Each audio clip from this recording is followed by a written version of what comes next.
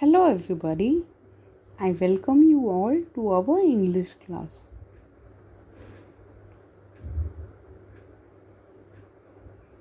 Today we'll study about English grammar, transitive verbs and intransitive verbs. That's your chapter 3 in your grammar book, transitive and intransitive phrasal verbs. I want you all to read the content on this particular slide for your own self loudly.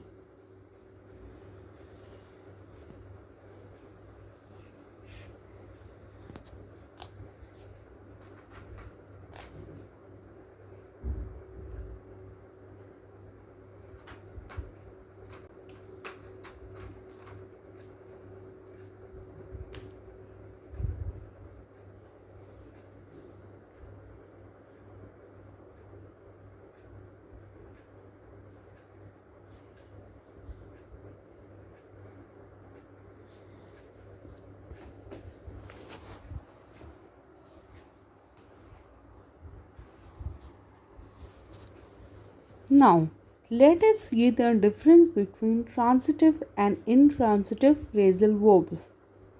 In transitive, Leo wanted to give away his art supplies. In intransitive, you do not need any objects. Leo gets up. Let's see the second option. Leo wanted to give his art supplies away. In intransitive, you again do not need to have an object. Leo gets up at 7 a.m. We will study about transitive and intransitive phrasal verbs in detail in our next lecture.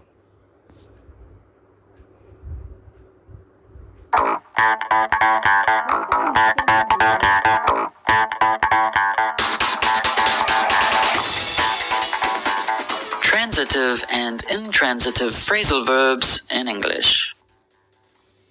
Verbs in English can be divided into two main groups: transitive verbs and intransitive verbs. To start with, we will look at transitive verbs. Transitive verbs require an object to complete their meaning. Imagine that I say, I need. The sentence is incomplete. There is information that is missing. You are probably wondering, you need what? You want more information. Why is the sentence incomplete? Because need is a transitive verb, and a transitive verb needs an object or something after it to complete the sentence. The object after a transitive verb can be a noun or a pronoun. Let's add the noun dictionary. The sentence becomes, I need a dictionary. Now the sentence is complete and we can understand it. We added the object a dictionary after the transitive verb. The order is subject plus transitive verb plus object. We can see that transitive verbs need an object after them. Transitive phrasal verbs. The same rule applies to transitive phrasal verbs, which also require an object. If someone says, I'm looking for, you would automatically think looking for what or looking for whom. Again, this sentence is incomplete because we need an object after this transitive verb. Let's say that my keys is the object that I'm looking for. I'm looking for my keys. Now the sentence is clear and makes sense. We needed to add an object after the transitive verb to make the sentence complete. More examples of transitive phrasal verbs in sentences. He's looking for his passport. His passport is the object. You should put on a jacket because it's cold outside. Can you turn off the light when you leave the room, please?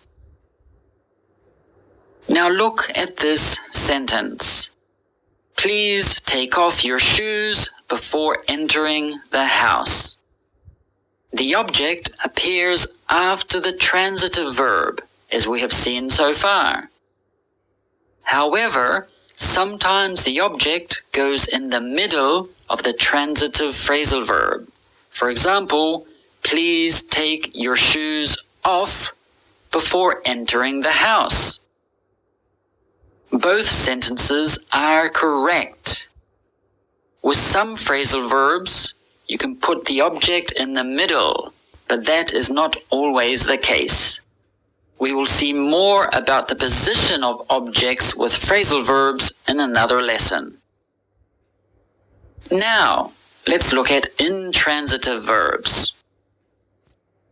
Intransitive verbs cannot have a direct object after them. For example, I smiled. Here, we cannot have an object after the intransitive verb smile. You cannot smile something. This is incorrect. The subject is doing the action of the verb, and nothing receives the action. An intransitive verb does not pass the action to an object. An intransitive verb expresses an action that is complete in itself, and it doesn't need an object to receive the action. Intransitive phrasal verbs. The same rule applies to intransitive phrasal verbs. You cannot have an object after an intransitive phrasal verb. My car broke down on the way to work. Broke down is the past tense of to break down. Break down means to stop working. My car broke down is another way of saying my car stopped working. You cannot break down something. Break down is an intransitive phrasal verb, so it does not pass the action on to an object. Some more example sentences with intransitive phrasal verbs.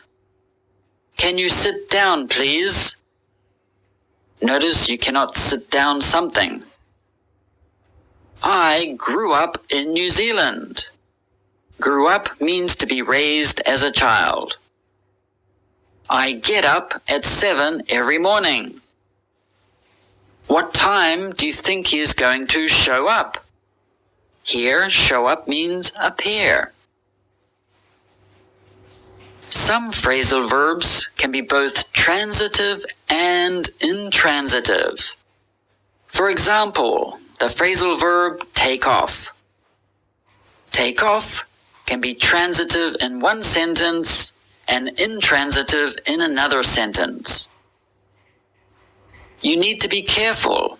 Sometimes the meaning of a phrasal verb changes depending on whether it is transitive or intransitive. Let's look at the following example. When take off is transitive, it means to remove something. When take off is intransitive, it means to leave the ground and begin to fly. He took off his tie when he got home. He took off, the past tense of take off, is transitive, so it needs an object. In this case, his tie. Since there is an object after take off, we know the meaning can be to remove something. So he removed his tie when he got home. The next example. The plane will take off in 10 minutes. In this case, take off is intransitive and has a different meaning, the meaning of leaving the ground. You can see that here there are two different meanings or uses of take off. Also note that the same phrasal verb, for example, take off, can have more than one meaning. Yes, even 7 or 8 different meanings.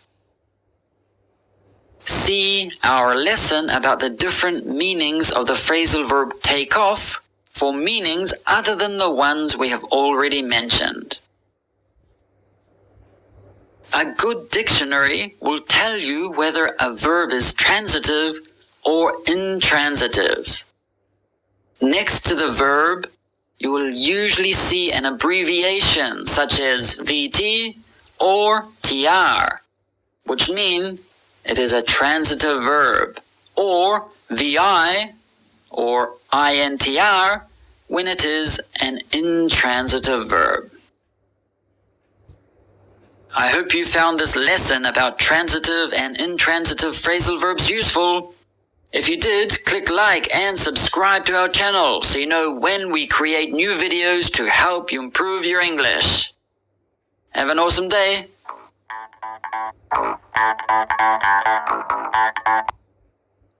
In our next lecture, we will study about transitive and intransitive verbs in detail. Thank you very much. Thank you.